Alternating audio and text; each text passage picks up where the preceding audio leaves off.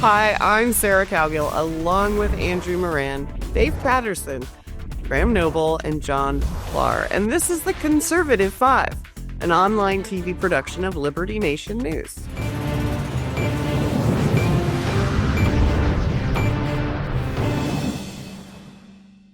Trump is on a roll, shivering the timbers of the establishment media in retaliation for what he calls fake news and probably a lot of other grievances he may have. There are rumors of a White House press corps shakeup. He's already settled a lawsuit with George Stephanopoulos and ABC, and he's now rattling the gates at the Des Moines Register for releasing the most ridiculous and, well, desperate poll the day before the election. I mean, Iowa going for Harris by 9 points was the, stupidest thing Americans heard before November 6th. Break down the top 5 Trump points he has over the media, Graham. You've been following this a lot closer than I have. Top 5, Sarah.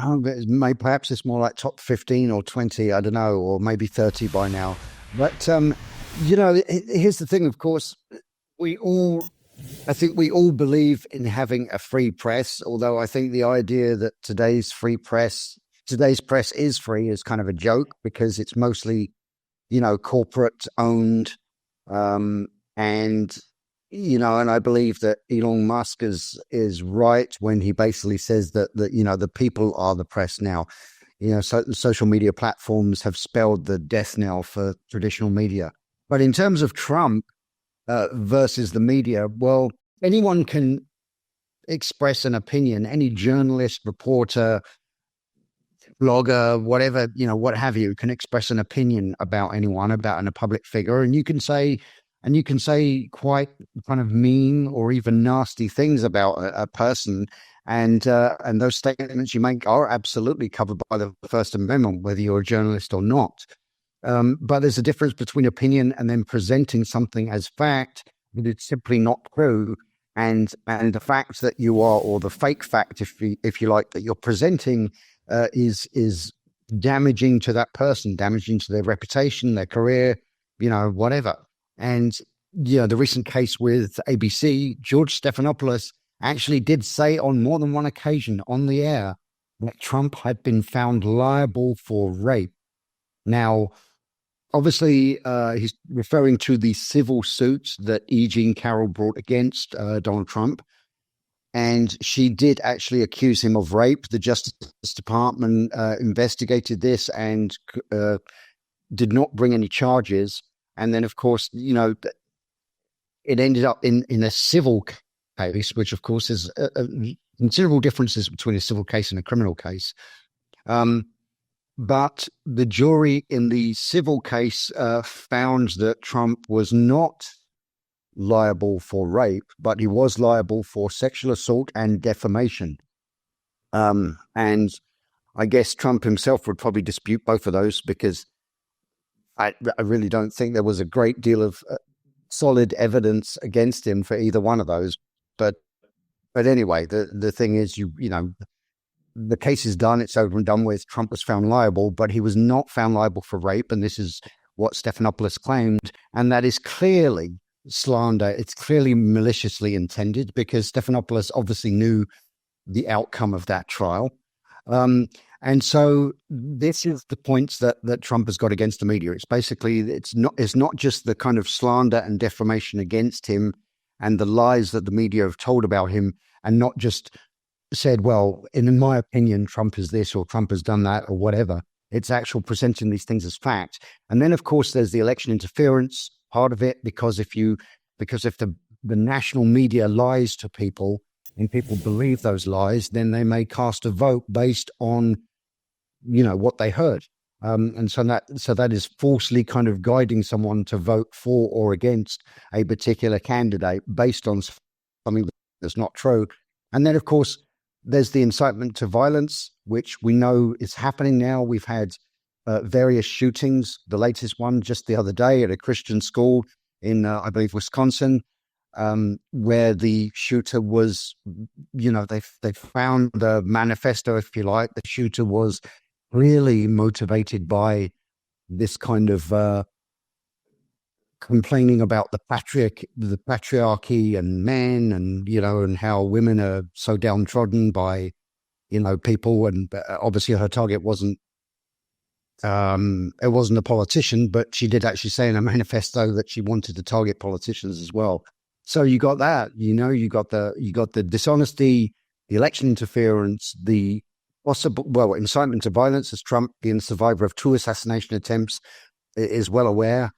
And I think you got a good case all in all for, okay, we need a free press, but we also need an honest press. And to me, I believe that the media should be held accountable, if necessary, criminally, for deliberately misleading people. Honestly, I think that's kind of what might be going on. I know I'm not going to go out on a limb and say Joe Scarborough and his gal pal Micah. It seems like they're backing away. They went down to talk to Trump at Mar-a-Lago, and I would love to have been a fly on the wall there, because there's got to be something going on. Chris Cuomo has defended Trump on a few things here and there, and John Fetterman, and there's some things going on that, I don't know. John Clark, are they backing away, or are they just trying to live through the next 4 years?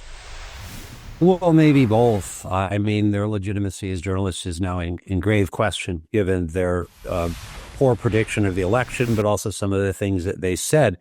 I'm not sure I agree with Graham that this is traditional journalism. Traditional journalism, I'm a Walter Cronkite guy. It seemed like the closer we got to election time, the more extreme some of the vitriol and propaganda was. It's not journalism.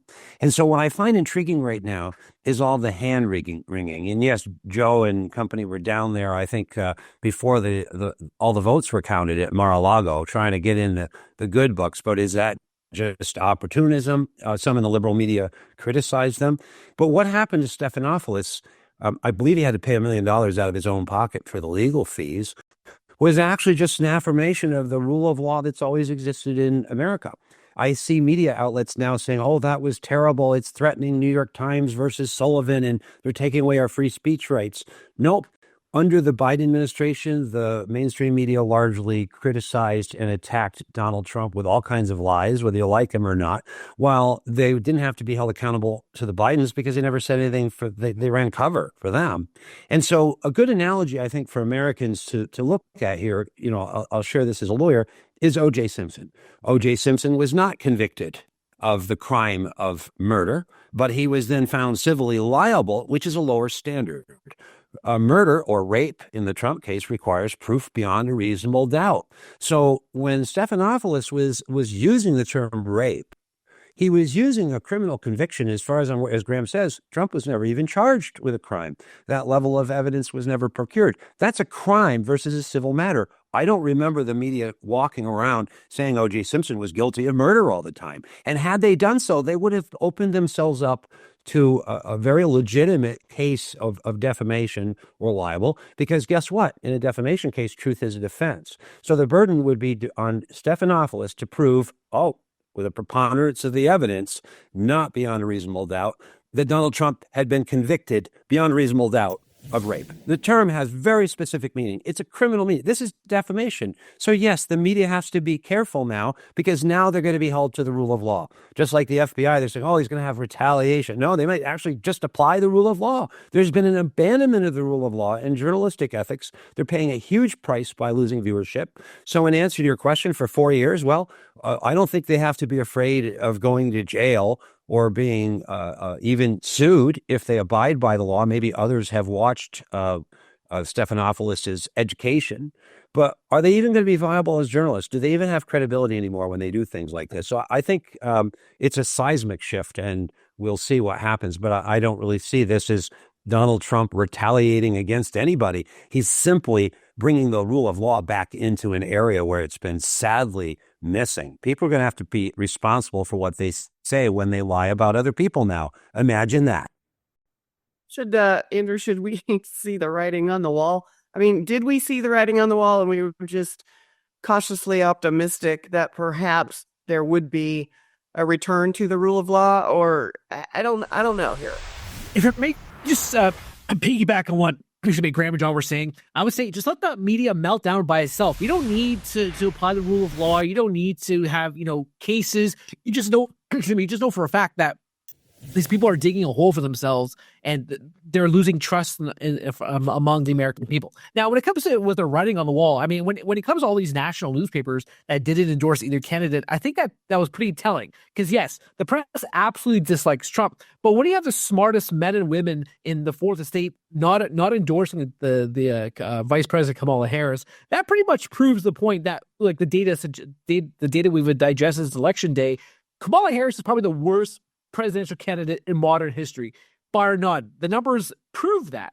But my question is, out of all of this, will the current mainstream media perform any honest autopsy of the campaign? Probably not. They're probably just move on and then dig their heels in attacking the incoming president. You look at the page of LiberaNation.com. There's already a new hoax being dropped by the media saying that Trump is giving up on tackling grocery prices. But when he dive deeper into his quote, he's saying, "Yeah, it's hard, but I think it's going to be resolved." So I think the mainstream media knew that it was not a good idea hitching their wagon to Kamala Harris, but now they're just going to return to what it was from 2017 to 2021 and just unmercilessly going after the President-elect Trump.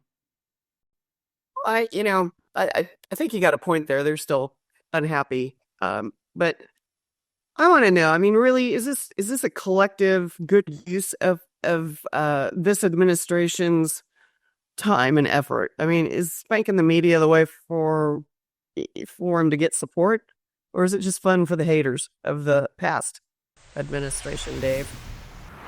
Sarah, you're making a wild assumption here that the media would even know they're being spanked. I'm not sure that the Trump administration cares one way or the other, frankly. Whether the media provides support is neither here nor there for them. They're about their business, as it seems so far.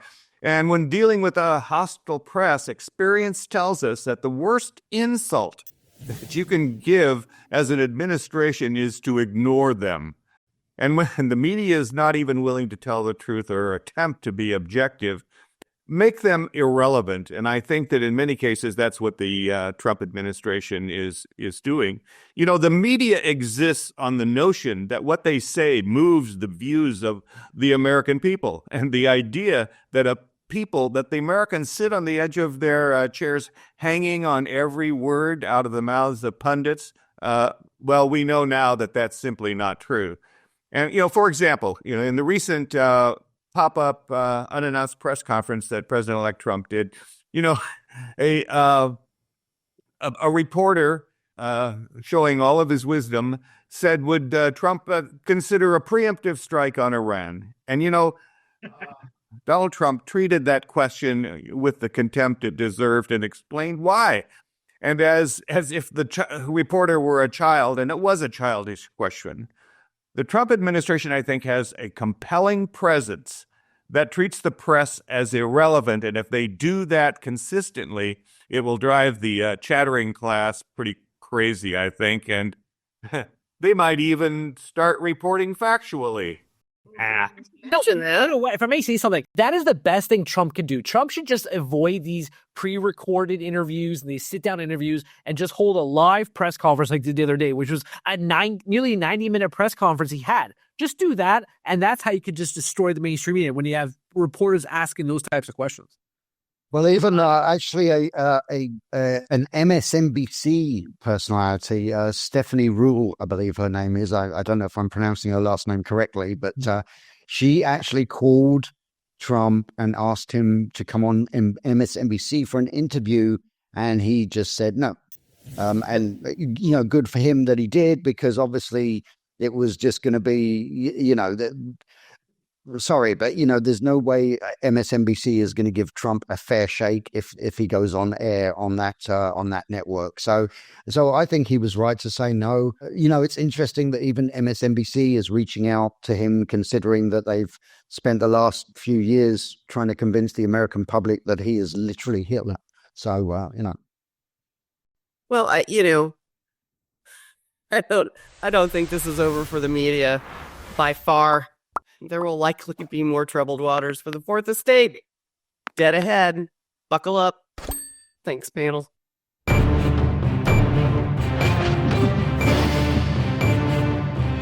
That's it for our Conservative 5 panel today. Check out our other C5 shows and segments on your favorite video platform. YouTube, Vimeo, Rumble, we're on them all.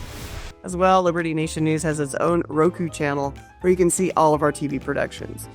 Now, Liberty Nation does not endorse candidates, campaigns, or legislation, and this presentation is no endorsement. I'm your host, Sarah Cowgill. Thanks for joining us today for the latest news and commentary. Your choice for free thinking, free speech, libertynation.com.